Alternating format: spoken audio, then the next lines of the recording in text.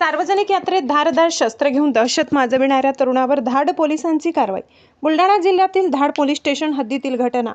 सार्वजनिक यात्रेत धारदार हातात शस्त्र घेऊन फिरत नागरिकांमध्ये दहशतीचे वातावरण निर्माण करणाऱ्या तरुणावर धाड पोलिसांनी तातडीने कारवाई करत त्याला ताब्यात घेतले। ही घटना ग्राम चांडोड येथे सुरू असलेल्या सार्वजनिक यात्रेदरम्यान घडली। पोलिसांनी दिलेल्या माहितीनुसार दिनांक 25 जुलै सकाळी सुमारे 11:30च्या सुमारास दीपक उर्फ दत्तात्रय उमेश चिचोले वय 22 राहणार धाड तालुका जिल्हा बुलढाणा हा सार्वजनिक यात्रेत हातात धारदार शस्त्र कुकरी खंजीर घेऊन फिरत होता। त्याच्या कृत्यामुळे यात्रेसाठी आलेल्या नागरिकांमध्ये भीतीचे वातावरण निर्माण झाले।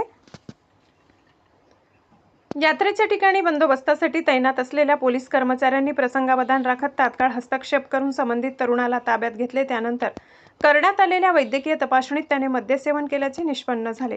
या प्रकरणी धाड पोलीस ठाण्यात कलमी गुन्हा क्रमांक 303 226 अन्वये भारतीय शस्त्र अधिनियम 1959 चे कलम 4 व 25, महाराष्ट्र पोलीस अधिनियम 1951 चे कलम 135 तसेच महाराष्ट्र दारूबंदी अधिनियमाचे कलम 85 अन्वये गुन्हा दाखल करण्यात आलाय। पुढील तपास police head constable Ravindra Hazare करीत आहे।